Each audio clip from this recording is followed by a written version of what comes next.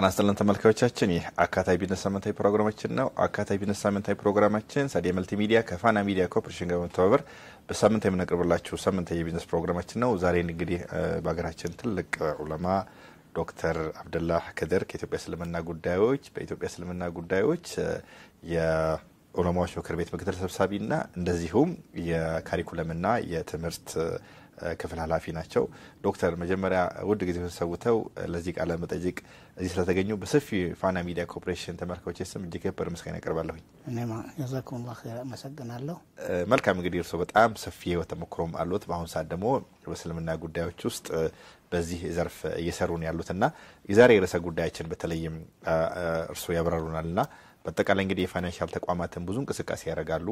በተለይ የወለድ አልባ የፋይናንስ ስርዓቶች የማይክሮ ፋይናንሶች የተካፉል ምንለው ኢስላማዊ ኢንሹራንስ እና እንደዚሁም የወለድ አልባ አጠቃላይ የሚሰሩ የፋይናንስ ተቋማት በተለይ ባንኮቹ ሰፋ ያለ እንቅስቃሴ ያደርጋሉ። ከዚህ አንፃር እንደው የዘካት ራሱን ችሎ እንደው የዓለም አቀፍ ደረጃ ኋላ ላይ መጣበትናልና በኢትዮጵያ እስልምና ጉዳዮች በተለይ እርሶ ዋና የሚመሩት አንድ ቲም አለ በቅርብ ጊዜ ለሚዲያ የሚወጣና እንደው ከሱ እንጀምር እስቲ ዶክተር። ብስሚላህ الرحمن الرحيم በእውነቱ ይሄ ጉዳይ ከባንኮች ወለድ አልባ ባንኮች ብንጀምር ሁሉም እንደሚያውቀው አሁን የኢትዮጵያ ሙስሊም ማህበረሰብ ትልቅ ሜጋ ፕሮጀክት እያካሄደ ነው ያለው። ይሄም ከመጅልሱ ለውጥ ጋር የተያያዘ ነው። ለምንድነው ይሄን ያልኩት? እንግዲህ ከ3 አመት በፊት የሙስሊሞች ጥያቄ እንደው መሪ ድርጅታችን ይስተካከል ብሎ በተነሱበት ጊዜ ያነሱት ጥያቄ ትልቁ ከሶስቱ አንዱ ወለድ አልባ ባንክ ፍቃድ ነው። ዘምዘም ጀምሮ በመሐከል ላይ ተሰረዘበት። በዛ ከፍተኛ የሆነ ቅሬታ ላይ በነበሩበት ነው ይሄ ለውጥ የመጣው። መለውጡ እንግዲህ የተከበሩ ጠቅላይ ሚኒስትሩን እንደ ትልቅ መካኒዝም አድርጎ ነው ለለውጡ አጋር አድርጎ ነው የሚያየው። ከዛ ትልቁ ጥያቄ ይሄ ኮላፕስ ያደረገው የታጠፈው የወለድ አልባ ፍቃድ ባንክ መመስረት ፍቃድ እንዲመለስ ነው። ይሄ ተረጋገጠ። ከዛ እንግዲህ ፉል ፍሌጅ የሆኑትም እንደዚሁም በዊንዶ ደረጃ የሚሄዱትም ወደ 30 የሚጠጉ ባንኮች እነዚህ ስራ የጀመሩበት ነው። በአጠቃላይ ተፈቅዶ ወደዚህ ወደ መስረታ ገቡበት ጊዜ የነበረው የሙስሊሞች ደስታ ወሰን አልነበረው ነው እና ከዛ እንደውም በአንድ ጊዜ 9 ባንኮችን መሰረታለን ብሎ ተነስቶ አረባካቸው አንድ ብቻ አርጉና እስቲ መሬት ላይ አውርዱ። የባንክ መስረታ ቀላል ነገር አይደለም። ጥያቄዎቹ ከባድ ናቸው። አማልቶ አንዱ ጠንካራ የሆነ ባንክ ይኖር ከዛ በኋላ ቀስ በቀስ ነው የምናደርገው ብለው እንግዲህ ሰው አንድ ኸይር ሲገኝ የመስቀላደም ነገር አለ ማለት ነው። አሁን እኔ አካዳሚክ ላይ ነው መሰራው ኮሌጅ የመስረት ሙድ ነው ያለው በአሁኑ ጊዜ እስላማዊ ኮሌጅ። እስቲ አንድ ዳና የሆነ እንላለን ሁሉም አንድ ላይ ተነሱና አንዱ ወደ 22 የሚሆኑ በአንድ ጊዜ አሁን ዘመቻ የሚመለስ መርጃ አደረጉ። አሁን እንዴት አድርገን እነሱን እናስተካክል? ዋናው ኸይር ነው። ተቀላይ ኢትዮጵያ ውስጥ አካታችንና ሁሉን አቃፊ የሆነው አሳታፊ በሆነው የፋይናንስ ስርዓት ውስጥ በተለይም የለውጥ ኃይሉ ስልጣን ከያዘ በኋላ የማህበረሰቡ የረጅም ጊዜ ጥያቄ የነበረውን ጥያቄ መንግስት በተገቢው መልኩ መልሶታል። ያ ብቻ አይደለም። በምክር ቤት ደረጃ የኢትዮጵያ እስልምና ጉዳዮች እንደሚታወቀው እንግዲህ በኤንጂኦ ደረጃ ነበርና በአዋጅ ደረጃ ራሱን የቻለ ህጋዊ ሰውነት አግኝቶ የተቋቋመም አንዱ የህዝብ ሙስሊሙ ተወካይ ሆነው ነውና ይሄም ትልቅ ትሩፋት ነው። በተለይ ዛሬ ያወራን ያለ ነው ያቋፍና በዋነኝነት የዘካት ጉዳይ እንደው ልዩነታቸው ምን ይመስላል ዶክተር? ነው ለተመልካቾች ለማብራት ያክል። እንግዲህ እኔ እነዚህን ስራዎች እስላሙ ዓለም ውስጥ ነው እንግዲህ አብዛኛው የትምህርትም ሆነ የስራ ዘመን ያሳለፍኩት አንድ 30 አመታት ማለት ነው። 20 አመቱ በትምህርት ዘመን ነው የሶስቱም ዲግሪ ትምህርት ዘመን ገልፍ ላይ ሪያድ ላይ ነበርኩኝ ከዛ በኋላ በስራ ዓለም ውስጥ ከገባሁ በኋላ ለ10 አመት ቱርክ ነበርኩኝ ይሄ ጥሩ አጋጣሚ ነበር እነዚህን ሁለቱ ድርጅቶች በምን አይነት ነው የምትመለከተው ብትለኝ እንግዲህ ሁለቱም ትልቅ ተቋማት ናቸው አንደኛው በሚኒስትር ደረጃ የሚካሄድ ነው አውቃፍ ማለት እንግዲህ በሁሉም የአረብ ሀገራት ሚኒስትሪ ኦፍ አውቃፍ ኤንድ ኢስላሚክ አፌርስ ነው አብዛኛው በዚህ ስም ያሜ ነው እስከ ማሌዥያም ድረስ እንደዚህ ይሄ በሚኒስትር ደረጃ ነው ያለው አውቃፍ ወደ ቱርክ ስትመጣ የሀገሩ ግማሽ ማለት ትችላለህ አውቃፍ ያለው ቦታ ማለት ነው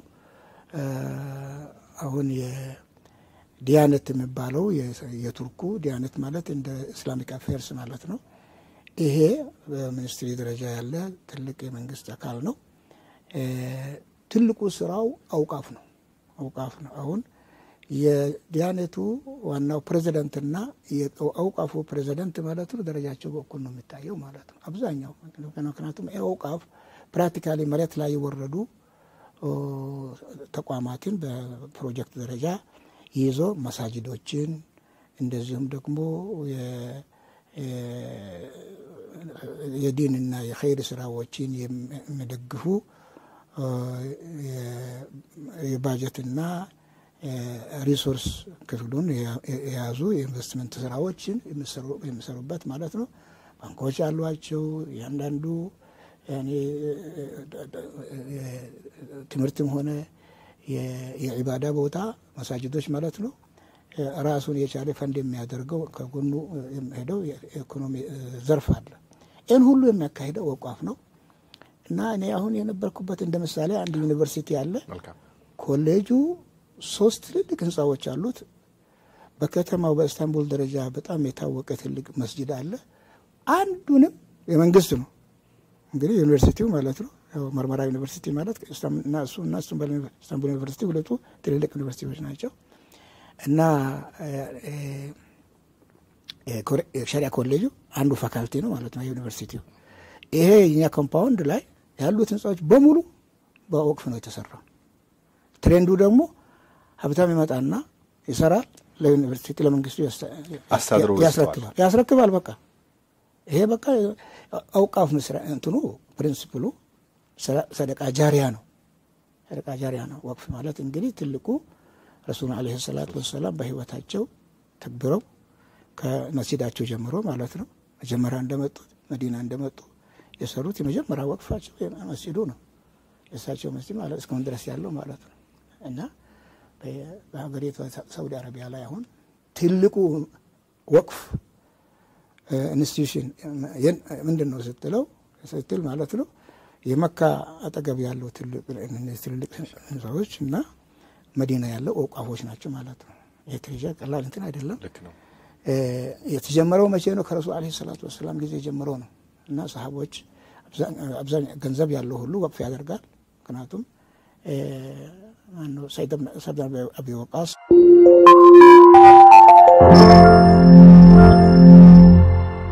ወቃስ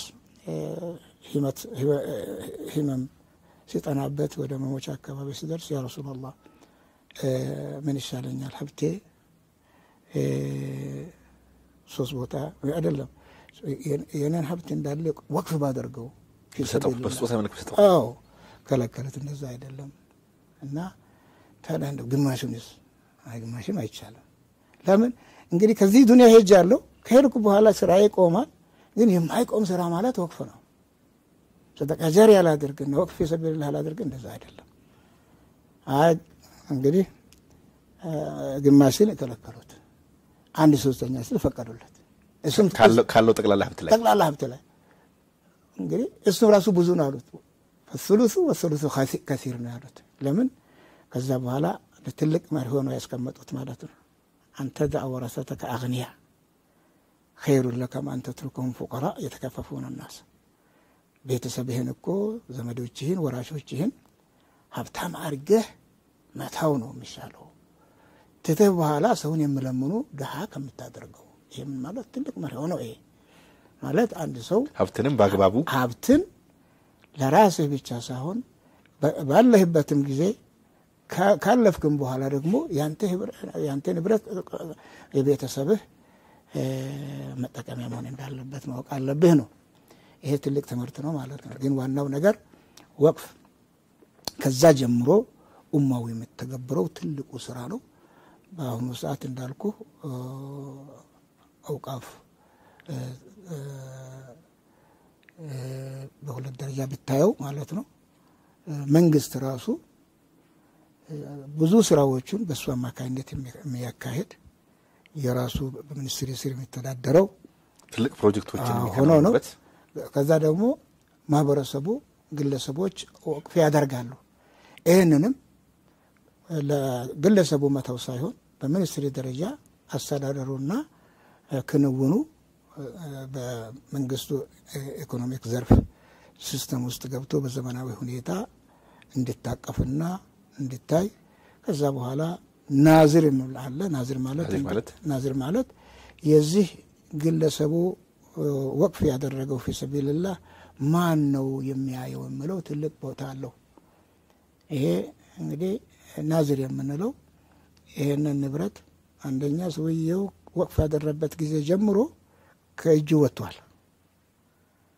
አሁን ማንኛውም ወቅፍ ዋናው ዓላማ የማይሸጥ የማይለወጥ ትርፉ ወደ ኸይር ስራ የሚሄድ ነው እና የማይቆም በተቻለ መጠን ደግሞ ዋናው ራስል ማሉ ካፒታሉ ደግሞ ሳይነካ ትርፉ ነው ወደ ኸይር ስራ ይሄ ነው ፕሪንሲፕሉ ማለት ነው። ለዚህ ነው አንድ ሰው ያኒ መሬትን ወቅፍ ሲያደርግ መሬት ቋሚ ነው።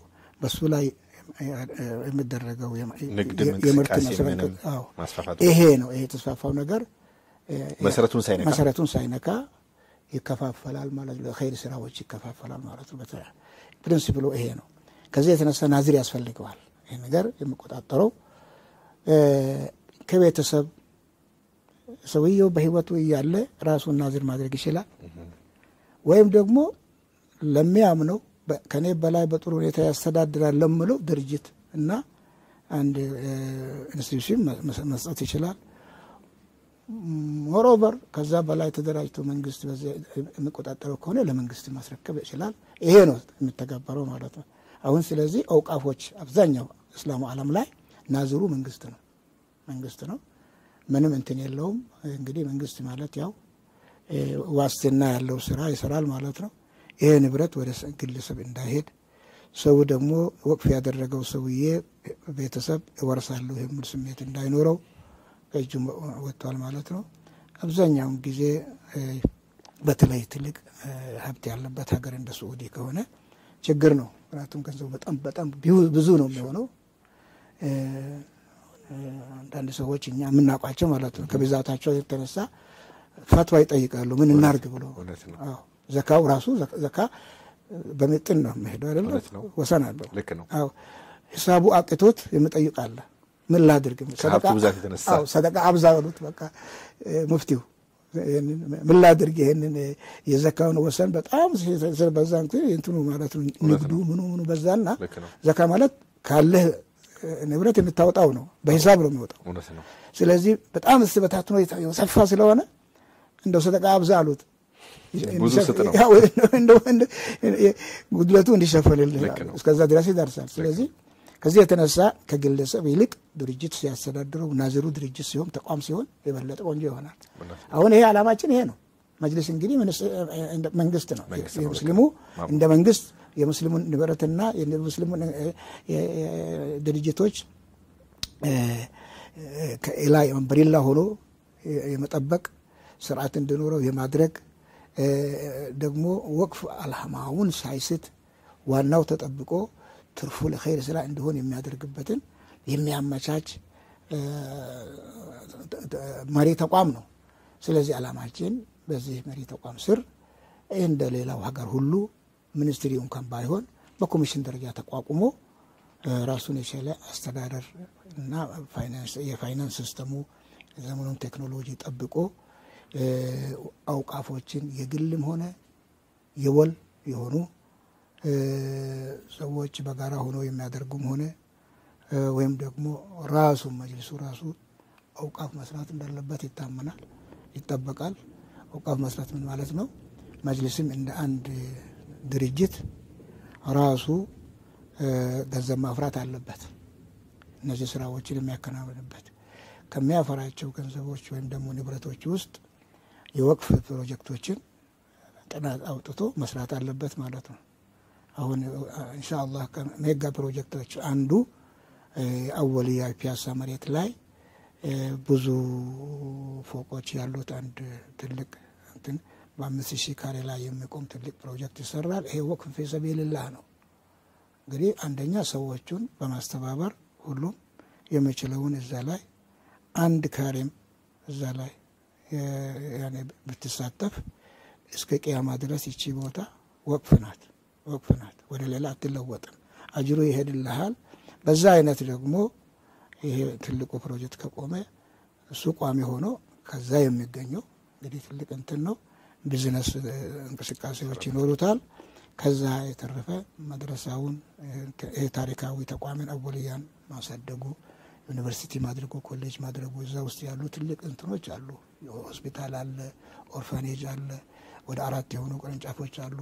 አይነተኛ የሆነ ትምህርት ቤት እንደሆነ ማድረጉ ይሄ ራሱ ማለት ነው። ይሄንን ስራ መስራት ገንዘብ ሲኖር ነው። ይሄ ገንዘብ በወቅፍ መቀሳቀስ አለበት። አውቃው ፈንድ ሬይዚንግ ፕሮጀክትስ ይሄ ነው አላማው። በዚህ ደረጃ አልহামዱሊላህ እንግዲህ አሁን ያለንበት ሁኔታ ይሄንን ተቋማዊ ስራ መሬት ላይ ማወረድ ነው። ተቋሙን ማቋቋም ነው። አዎ በቅርብ ጊዜ እንግዲህ ለዘካም ለኦቃፍም 2 ቦርዶች ይቋቋማሉ የተለያዩ ማለት ነው ኢንሻአላህ። ይሄ በጣም ትልቅ ነገር ነው። በተለይም ዓለም አቀፍ ተሞክሮን አስተውልን በተለይም ሳውዲ አረቢያና አርሶ የነበሩበትን ቱርክ አካባቢ በራሱ እንደ ሚኒስትር ተቋቁሞ ያቋፍም ይሁን የዘካትም ይሁን በተለይ በውስጡ የመንግስትን የመሰረተ ልማት ትምህርት ቤቶች እነዚህ ደግሞ የሃይማኖት ቦታዎችን መድረሳዎችን መሰለ ጉዳዮችን መስራት በጣም ኢንስቲቱሽናላይዝ አድርጎ በተቋም ደረጃ ሲመራ ለግልጽኝነትም ለተጠያቂነትም የገንዘብ ምንጩም አንዳንዴ ያልታወቁ የገንዘብ ምንጮችም ይገቡና ብዙ ጊዜ ይደረጋል። ኢትዮጵያ ውስጥ በተለይ በዋነኝነት ስናይ ዶክተር በተናጠል ነው ሰዎች በግላቸው በጣም ዘካ ያደርጋሉ። አቋፋቱ ላይ የሚሳተፉ ሰዎች አንዳንድ ሰዎች እናያለን በግል ደረጃ። በተቋም ደረጃ ግን ያለ መሆኑ የሚፈልገው ነጥብ ያስገኛ አይመስለኝም። ሰዎች ያረጋሉ በዛ ላይ አንዳንዴ ደግሞ የጥቅም ግጭትም ይመጣል። ሰውነን ገንዘብ እንትን ሊያደርግ ይችላል። ምናልባት ግን በኢትዮጵያ ደረጃ በተለይ በኮሚሽን ደረጃ ከመንግስትም በርግጥ የህዝብ ሙስሊሙ ዋና ተወካይ ሆነው ኢትዮጵያ እስልምና ጉዳዮች ጠቅላይ ምክር ቤት አለ። በአዋጅ በተለይ አሁን መቋቋሙ ደግሞ ለማህበረሰባችንም ትልቅ ኃላፊነትና ትልቅ እፎይታ ነው በያስባለሁ። መስዋዕት ተከፍሎበት የመጣበት ነገር ነውና ከዛ አንፃር በተቋም ደረጃ የሚሄዱ ብዙ ነገሮች ያስተካክላል በያስባለሁና በተለይ እንደ ኢትዮጵያ ደረጃ አሁን የተባሉ ነገሮች በኮሚሽን ደረጃ የመንግስትም ኢንተረስትና የመንግስትም አካሄድ አለ። በርግጥ ኢትዮጵያ ሴኩላር የሆነ ሀገር ነው፣ ሃይማኖታዊ ሀገር አይደለችም። ያም ቢሆን አጠቃላይ የሚተገብሩ ነገሮች ለምሳሌ ፒያሳ ላይ አንድ በጣም ትልቅ ሞል ቢመጣ በጣም ለብዙ ሰዎች ስራ እድል ይፈጥራል። ገንዘብ ያለው ሰው ደግሞ እዛ ጋር አሁን ለምሳሌ የኮሪደር ልማቱን ያያየን ነው። አሁን ራሱ የድሮ ፒያሳና አሁን ፒያሳ እንግዲህ ማህበረሰባችን ሁሌ ሚዲያ ላይ ስለሚነውልና ሀገራችንም ልማቱንም የልማት ጉዳይም ከማሰለጥ አንፃር አንድ ሁለተኛ ነገር ደግሞ በአጠቃላይ ለዜጎች ደግሞ የተሻለና ምቹ የሆነ የሥራ ጉዳይም ከመፍጠር አንፃርና ማህበረሰባችን እንዳጠቃላይ ወደ ማጠቃለያ ሄደና በኢትዮጵያ እስልምና ጉዳዮችና በመንግስት ኦንቦርድ ነው 2 ቦርድ ተከፍሎለት ለዘጋትም ለአቋፋትም የሚሰበሰበውና የሚደረገው ነገር በኢትዮጵያ ትልቅ ነገር ነው በየጅምሩ አምናለሁና እንደው ለተመልካቾችና እንደው ለአጠቃላይ ኢትዮጵያ ውስጥ እንደው ገንዘባችን የቱ ጋር እናውል ለምሳሌ ብዙ የወለድ አልባ ፋይናንሶች እንግዲህ በሸሪዓ መሰረት ነው የራሱ ውል አለው። ውል ደግሞ እስልምና ላይ በጣም ጠንከር ያለ ነገር ነው ያለውና ከዛ አንፃር አንዳንዴ ከተበዳሪዎቻቸው ወይም ደግሞ ፋይናንስ ከደረጉ ሰዎች የሚገኙ ገንዘቦች አለና በጣም እሱ እንግዲህ በተለየ ቋት ውስጥ የትኛውም ወደ ግሉ ሳይገባ ወደ ሰደቀቱል ጃህሪያ በሚባለው ደግሞ ወደ ዘካ የሚሄድ አካውንት ውስጥ ነው የሚገባ። ምክንያቱም በእስላሚክ ፋይናንስ ስርዓቱና አንዱ ይሄ ስለሆነ የሸሪዓ ቦርዶች የሚቆጣጠራሉ። ግን እንደዚህ አይነት ተቋሞች ባለመኖራቸው ምክንያት ገንዘቡን የቱ ጋር እናድርስ አንዳንዴ ባጋውም ሲቸገሩን ያለና ምናልባት ይሄን ችግርን ከመቅረፍ አንፃርና በአጠቃላይ ለማህበረሰባችን ለሙስሊሙም ለክርስቲያኑም ለሌቱ ለመላ ኢትዮጵያ ህዝብ ምክንያቱም አንድ ፎቅ ሲሰራ በሃይማኖት ስም ይሰራ እንጂ ጥቅሙ ለኢትዮጵያ ኦርቶዶክስ ቤተክርስቲያን በጣም ብዙ ነገሮች ታከናውናለች። ብዙ ሙስሊሞችና ከሃይማኖት ውጭ ተከታይ ሰዎች ገብተው ይገበያያሉ፣ ይሰራሉ፣ ይጠቀማሉ። እንደው እንደተጠቃላይ ዶክተር ይሄ ጥሩ ጅማሬ ነው ብዬ አስባለሁኝና ፕሮግራማችንን እንቋጫ እንሄድና በዚህ በኮሚሽን ደረጃ መቋቋሙ ያቅፋት ደረጃ ለማህበረሰባችንና ለሀገራችን ነው ያለውን ፋይዳ ቢያነሱልን። በአንድ በኩል ይሄንን ማየት ያለብን ህብረተሰቡ ለዚህ ጉዳይ ሙሉ አዌርነስ የለውም። በውጪ ተሞክሮ እንዳልኩት ከወቅፍ ሳንወጣ ወቅፍ ሁሉን ነገር ተች የሚያደርግ ሰፊ የሆነ በጣም ጠቃሚ የሆነ አላህን ውዴታ የሚያመጣ ሰውን ከስግብግብነት አውጥቶ ደግሞ ርህራሄን ልብ ውስጥ የሚያመጣ ትልቅ ስራ ነው። ለምንድነው ይሄን የምለው? ለሁሉ ነገር ወቅፍ አለ ቱርክ ላይ። አሁን መንግስት ስትሄድ ድመት ምግብ አለ። ድመት ምግብ የተወሰነ ኮርነር ላይ መቀመጠው እዛ ነው። ስለዚህ የኛ ሀገር ድመትና የዛ ሀገር ድመት ሲታይላሱ ትልቅ ልዩነት ነው። ሞት ተከብሮለት ለምንድነው እነዚህ ድመቶች በጣም ወፍራም የሚሆኑት ብዬ እኔ አስተውላለሁ። የሚመግባቸው አካል አለ፣ ከዛ ድረስ አለ። ሌላው ከድሮ ከኦቶማን ኢምፓየር ጀምሮ ነው ያለው ይሄ ትሬንድ ማለት ነው። ምንድነው የሚሉት ሲነግሩን ሰዎቹ አንድ ደሃ ሰው ራሱ የሚበደርበት ሰንዱቅ አለ፣ ፈንድ አለ። ደግሞ የህብረተሰቡ በጣም ለየት ያለ ባህሪ ነው ያለው፣ እውነተኝነት ማለት ነው። ሄዶ የሚበደረው የሚፈልገውን ያህል ነው። ችግረኛ ነኝ ብሎ ይሄን ያህል ብሎ አብዝቶ አይወስድም። በችግሩ መጠን ነው፣ በችግሩ መጠን ለዓላማው፣ ለፕሮጀክቱ፣ ለፕሮግራሙ። ግን ዓላማው ምንድነው? እኔ ከዚህ ችግር ይወጣና ገንዘቡን መልሼ እኔ ሌላ ደግሞ ለጋሽ ነው ለጋሽ ሆናለሁ ነው። እንደዛው ነው ምነው አሉ። 30,000 ከወሰደ በጥቂት ጊዜ ውስጥ ያንን መልሶ ለጋሽ ሆንታ ያለ ነው ማለት ይሄን ያስተምራል። እና አንድ በኩል ለሁሉ ነገር ችግር ፈቺ ነው ወቃ። ይሄን መማር አለበት ህብረተሰባችን። ተቋሙ ይሄን ማስተማር አለበት። መጅሊስ አሁን ሙስሊሙ ማህበረሰብ ለግስ ደግሞ ገንዘብህን ልክ አሁን እንዳልከው ማለት ነው የታመነ ቦታ ነው የምታስቀምጠው፣ ወቅፍ ነው የምታደርገው። ወቅፍ ስታደርግ ደግሞ ለገንዘብህ ሴፍቲ ሲስተሙ በጣም በዘመናዊ የፋይናንስ ሲስተም የተካነ ግልጽነት የሞላበት ገንዘብን የታስቀመጥክ ምን ይሰራበታል፣ ከዛ በኋላ ደግሞ ጥቅሙ ምን ያህል ነው የሚለው በአይንህ የምታየው በግልጽ የምታይበት ቦታ ይሆናል። ይሄን ሲያይ አላህ ብዙ ሀብት የሰጠው ብቻ አይደለም፣ ትንሽም ካለው ላይ መንገድ ላይ ከመሰጠው የሚበላ አቶ ለመሰጠው ይልቅ ነገ ሰርቶ ከዚህ ችግር የመጣበትን መንገድ ከተመቻቸለት ማለት ነው እዛ ያስቀምጣል ማለት ነው። ስለዚህ መስጊድ ውስጥ ቆሞ የሚለምኑ ሰዎች ማለት ነው ምን ይሆናሉ? ከዛ መስጊድ ውስጥ ቆሞ ተቸግሬያለሁ ብሎ ከመለመን ይልቅ ማለት ነው ወደዛ ወደ ሰንዱቁ ሄድና ችግራቸው የሚሆን ነገር ይወስዳል። አዎ ከዛ ወደ ስራ ይገባል። ይሄንን ማስተማር ነው ትልቁ ነገር ማለት ነው። ከዛ ስለዚህ አውቃፍ ትልቅ ፋይዳ ያለው ህብረተሰቡን ወደ ስራ የሚያመጣ ከተቸግሮ ለማኝነት ደግሞ ባህሪ የምርቅ የሚያደርግ ፕሮጀክት ነውና አላህ Subhanahu Wa Ta'ala በቅርብ ጊዜ ይሄንን ኮሚሽን አቋቁሞ ሰዎችን ኢንሻአላህ ይሄንን አዌርነስ ሰፊ የሆነ ዘመቻ አድርገን ይሄን የማስተማር ፕሮግራም አለን እንደ ዑለማ ማህበር ማለት ነው። ከዛ የዘካው ወደ ዘካው ስንመጣ ዘካው እንደምታውቀው ይሄ ትልቅ ሩክን ነው። ከሰላት ቀጥሎ አላህ የተናገረው ነው ሁሉ በቁርአኑ ለጋግቦ ማለት ነው። አቂሙ ሰላተ ወአቱ ዘካቱ ብለህ የምትቀራበት ቀላል ነገር አይደለም። ይሄ ደግሞ ትልቁ ዓላማ ለኮሚሽኑ እነሱ ያቋቁም ህብረተሰቡ ገንዘብ አለው ነጋዴውም ገበሬውም ምኑ ከገንዘቡ ዘካ የማወጣ ከሆነ ትልቅ ከአላህ ጋር ጥላቻ ውስጥ ነው ያለው፣ ግዴታ ነው። አዎ ሙስሊሙ ህብረተሰብ ይሄን ዋጅብ የሆነ ግዴታ የሆነውን ስራ ምን ያህል ይተገበራል ብትል ሁሉም እንደሚያውቀው ሁሉም ሀብታም ሙስሊም ዘካ ቢያወጣ የትም ሀገር ላይ ማለት ነው ድህነት ይቀርፋል። ድህነት የለም ነው። ይሄ ነው አሁን ችግሩ ማለት ነው። እኛ ጋር ብቻ አይደለም እንደ ዓለም አቀፍ ማለት ነው። ዘካ ሰው አያወጣም፣ በስርዓቱ አያወጣም። ስለዚህ አንድ በሀገራችንም እኮ ሁኔታውን ሲታይ ማለት ነው።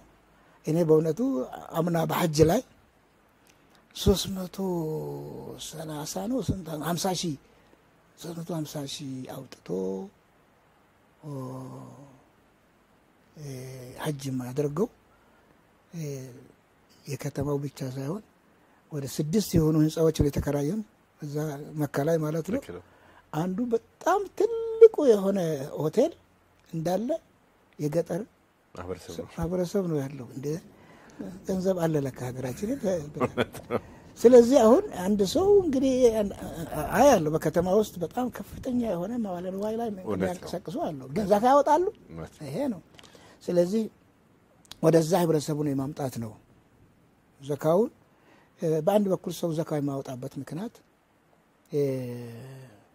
ያው እንግዲህ አላህ Subhanahu Wa Ta'ala በቁርአን ውስጥ በጣም አጠንክሮ ደጋግሞ ይናገራል።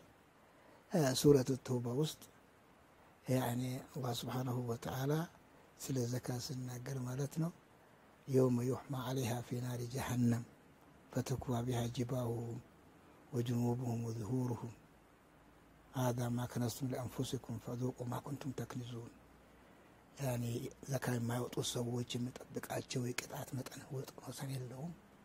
ደግሞ አላህ ይናገራል። ከዛ ፍርሃት ምን ያህል ነው ከሀብቱ በትክክል። ምክንያቱም ዘካ እንደፈለክ የምታወጣው ነገር አይደለም፣ የተወሰነ ነው፣ ሂሳብ ነው። ከነዲ ከሆነ 2.5% ነው። የከብት ከሆነ የላም ለብቻ አለው፣ የግመል ለብቻ አለው፣ የትንንሽ እንስሳዎች ፍየልና በግም የራሱ አለው ማለት ነው። ከኔ ከሶስቱ ነው የሚወጣው ማለት ነው። እንደዚሁም በግብርና ላይ የተሰማራው ህብረተሰብ ከሻው ላይ ማለት ነው ከሰብሉ የምታወጣው ደግሞ 1/10 ነው። እና ይሄንን ነገር ምን ያህል ነው በትክክል የሚተገበረው የምለው ነው። ከዛ ሲያወጣ ለማን ነው የሚሰጠው ነው። ይሄም ራሱ የተቀመጠ ነው። ትክክል። አዎ ሰዎቹን አከፋፍሎ የደህንነት ደረጃቸውን ስም ሰጥቶ አስፈላጊ የሆኑ የማህበረ ክፍሎች ናቸው የሚገባቸው። በቃ ተቸግር ያለው ብቻው የምለው ብቻው መውሰድ አይችልም። ሌላ አለ يعني إنما الصدقات للفقراء والمساكين والعاملين عليها والمؤلفة قلوبهم في الرقاب والغارمين وفي سبيل الله وابن السبيل 8 ናቸው። እነዚህ 8ቱን በተቻለ መጠን ማዳረስ አለበት። ሁሉም በዛ ያኔ ባለድርሻ ነው። ባለድርሻ ነው። ይሄ ምን ያህል ነው የሚጠብቀው? ይሄንን የማስጠበቅ ካቴጎራይዝ አድርጎ ተገቢውን በጣም ያኔ ፈላጊና ችግረኛ የትኛው እንደሆነ አይደንቲፋይ አድርጎ ገንዘቡንም በተቻለ መጠን በቅስቀሳ ሰው ነፍስያ ሲግብግብ ናቸው። ያሳሳል። አሁን ዘካ እኮ ችግሩ አሁን አላህ ምሳሌ አድርጎ የምናገረው ከነብዩ አላህ ሙሳ ጋር ቃሩንን ነው። ሀብቱን የሚሰጠውን ሀብት ሲያይ ብዛቱን በዛ ትልቅ አደጋ ላይ ወደቀ ማለት ነው። አሁን ስለዚህ አሁን ሰው በሚሊዮኖች የሚቆጠሩ ከሆኑ ዘካው ያሳሰዋል በጣም እና ይሄንን በተቻለ መጠን ወአዩን እንትኑን አወርነሱን በመስጠት ኃላፊነቱ ምን ያህል እንደሆነ በማስገንዘብ ከዛ ደግሞ ይሄንን ዘካ ራሱ አምጥተህ ዛሬ ለአጭር ችግር የሚፈልገው ሰጥተህ ማለት ብቻ ሳይሆን ሰፋ ብሎ ዘካ ዘላቂነት በሆነ አላማው እንዳው ስታከፋፍል ዛሬ ወስዶ ሀብታም የሚሆንበት ሲስተም ፈጥረህለት ማለት ነው። ወደዛ ሲተሄድ ትልቅ ነገር ድህነት በጣም ትቀርፋለህ። ይሄ ነው ዘንድሮ ዘካ የተቀበለው የሚቀጥለው ሰጪ ነው የሚሆነው። አላማውን በዛ አይነት አድርጎ ቀዲየት ተካፉል الاجتماعي ማለትም እንግዲህ እኛ ባንኮች በጣም ደስ የሚል ተርም ነው የሚጠቀሙት ይሄ ተካፉል የሚለው ማለት ነው። እና ህብረተሰቡ ውስጥ እንግዲህ ሚዛናዊ ኑሮ መኖር አለበት ነው። ተጋግዞ ተካፉል የሚለው ተጋግዘህ መኖር ማለት ነው። ይሄን ትሬንድ የሚያስተምር ትልቅ ስራ ነው ስለዚህ ሁለቱም ላይ ኢንሻአላህ ተዓላ ወደፊት ብሩህ ስራ ብሩህ ተስፋ ይታያል ብለን እንገምታለን በቅርብ ጊዜ ኮሚሽኑ መስራታ ላይ እናንተም እንደ ሚዲያ በደንብ አድርጋችሁ ስሩ ከዛ በእዝንላህ ተዓላ ከዛ በኋላ መሬት ላይ አውርዶ ለመስራት ትልቅ ኃላፊነትና ትልቅ ስራ ነው ባለሙያዎች ይመጣሉ ኢኮኖሚስቶች አሉ እንግዲህ ስትራቴጂክ ፕላን አውጪዎች አሉ በዚህ ደረጃ ኡማው አንድ ትልቅ የመጅልስ ስራ ያያል ብለን እንገምታለን መልካም ዶክተር አብደላህ ከድር ከኢትዮጵያ እስልምና ጉዳዮች የዑለሞች ምክር ቤት ምክትል ሰብሳቢና እንደዚሁም ደግሞ የምክትል ዋና ጸሐፊና የምክር ቤቱ የትምህርትና የካሪኩለም ክፍል ኃላፊ እዚህ ስቱዲዮ ተገኝተው በተለይ በዋነኝነት በዘካና በወቅፍ ጉዳይ ላይ ለሰጡት ሰፊ ማብራሪያ ነው በተለይ በኢትዮጵያ ለመጀመሪያ ጊዜ የሚቋቋመው ኮሚሽን ላይ መስራታውንና ዓላማውን አብራርተውልናል በሰፊ የፋና ሚዲያ ኮርፖሬሽን ተመልካቾች ስም እጅግ ከበር ምስጋና ያቀርባለሁ ሽክራን ተመልካቾች የዚህ ሳምንት ፕሮግራም በዚህ ቋጫለሁ ሳምንት በተለየ ርዕስ በተለየ እንግዳ እስከምንገናኝ መልካም ሳምንት